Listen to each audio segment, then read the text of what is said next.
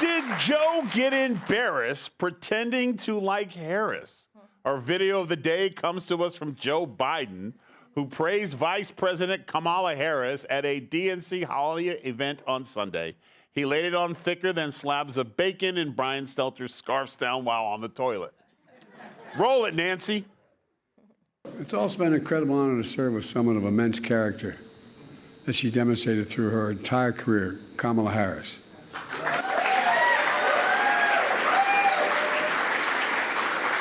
I knew what I was doing when I asked her to be my vice president. She always served this country with purpose and integrity, and she always will. And you're not going anywhere, kid, because we're not going to let you go. So generous of him. And it was a good distraction why Dr. Jill snuck up behind her with a Louisville Slugger. But President Biden, how do you really feel about her? Yeah. Come on. I knew what I was doing when I asked her to be my vice president. I was picking a woman and a person of color, just like I said I would. Give me a break. What was I supposed to do? She always served this country with purpose and integrity. And one hell of a cackle. And she always will. I tell you, you're not going anywhere, kid. Especially not the White House. 'Cause you lost.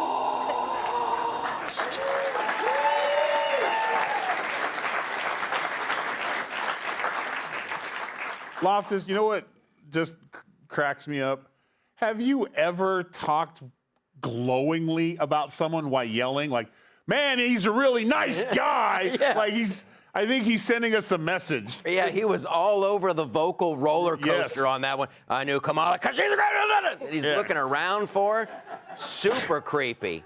And Kamala says she's not going to go quietly either. Yeah. She's like that old drunk at the bar at closing time, you know. You got the bottle back there. They're going to have to call the police because I'm telling you their crazy little jokes, and I know I'm going to be the California. Good luck with that, everyone. Why is he still talking? Like, why does he still speak? He is actually still the president, Tyrus. What? I know. Someone tell President Trump that because he's making deals and. Not just President Trump, like CEOs, world leaders, everybody has, moved on. Listen, maybe Kamala Harris will still be around. Maybe she'll come back in 28. She'll have to do something that she hasn't been able to do before, which is to actually get through a presidential primary and win it, which she hasn't done twice. So we'll see. I have a feeling that they might be moving on, though. It's kind of like she needs to watch that movie, He's Just Not That Into You. It's the American people, honey. What's hard about talking about Kamala and President Biden, it's hard to ask specific questions about them because there's nothing there. It's like, Reagan, do you have anything to add to the ridiculousness of him scream praising Kamala? Yeah, I think he forgot already. Like, I think he's just, like, totally out of it. Like, nobody's behind the wheel, and he's like, Kamala's great. She's great. Look at her. Yeah, you've got it, kid. And he has no idea. Like, the rest of the last, 6 months have been washed from his brain. He's just there at the party. He doesn't even know the election's happened. He's like, what? So this Tuesday. Yeah, no clue. That's my take on it. Or the joke's on us, and like the clip. I mean, he's really got that internal monologue going and the vocal roller coaster, like really showing his real feelings. But no, I think he's just forgotten. Wouldn't that be hilarious if his last day of presidency and he's done? He's like, man, I was going to get arrested, all this drama. Whoo, I'm good, I'm free, and he wasn't any of this at all. It was all an act. Yeah, I've said this before, but I kind of just want to see more of him. Like before there was a reason to keep him from talking because, they wanted to, for whatever reason, actually have him be the president again for another 4 years, as if anybody thought that was possible. But they made him so he couldn't talk. But now it's let him talk. I feel like everybody gets that Netflix deal after the president. This one I'm actually interested in. Just like him behind a microphone with a podcast. He doesn't even need it.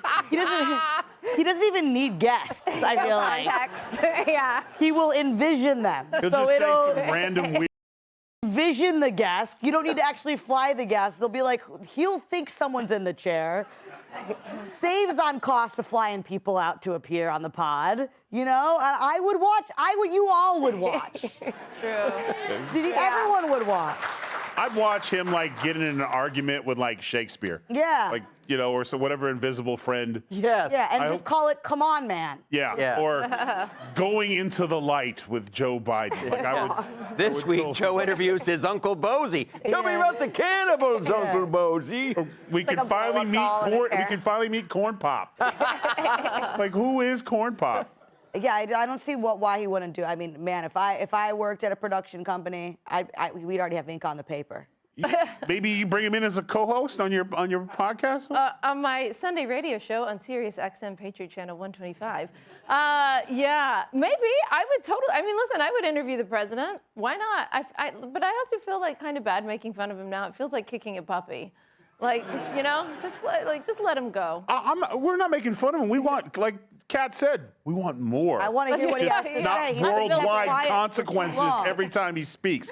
Now you've upset me. Reagan, take it away. Hey, Sean Hannity here. Hey, click here to subscribe to Fox News YouTube page and catch our hottest interviews and most compelling analysis. You will not get it anywhere else.